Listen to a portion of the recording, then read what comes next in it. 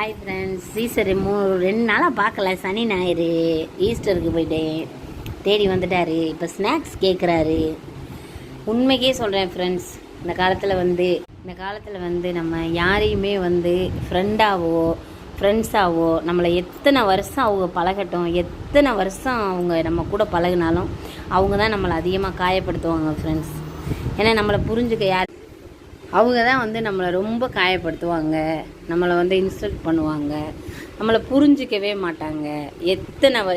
ஒருத்தரை வந்து பழகுறாங்க அப்படின்னா அவங்களுடைய கேரக்டர் என்னன்றதை அவங்க நல்லா புரிஞ்சுக்கிறவங்க மட்டும்தான் ஃப்ரெண்ட்ஸ் நம்ம வந்து ஃப்ரெண்ட்ஸாக நினச்சிக்கணும். நம்ம இருக்கும்போது ஒரு பேச்சு, நம்ம இல்லாதப்போ ஒரு பேச்சு, ஒரு நம்பிக்கை இல்லாத பேச்சு, அந்த மாதிரி ஃப்ரெண்ட்ஸுங்க யாராக இருந்தாலும் சரி, வயசானவங்களாக இருந்தாலும் சரி, வயசு ஆகாதவங்களாக இருந்தாலும் அந்த மாதிரி ஃப்ரெண்ட்ஸ்லாம் வச்சுக்கவே கூடாது ஃப்ரெண்ட்ஸ். அவங்களெல்லாம் என்னன்ட்டு போயிட்டே இருக்கணும். அதுதான் உலகம் ஃப்ரெண்ட்ஸ். இது மாதிரி வாயில்லா ஜீவனங்கள்கிட்ட கூட அந்த பாசம் இருக்கும். நம்மளை பாருங்கள், எங்கன கண்டாலும் ஓடியாருங்க, நம்ம இருக்கமான்னு நம்மளை தேடி வந்து பார்க்குதுங்க. சொல்லுங்கள், இதுங்க வந்து நம்மளை காயப்படுத்தாதுங்க ஃப்ரெண்ட்ஸ்.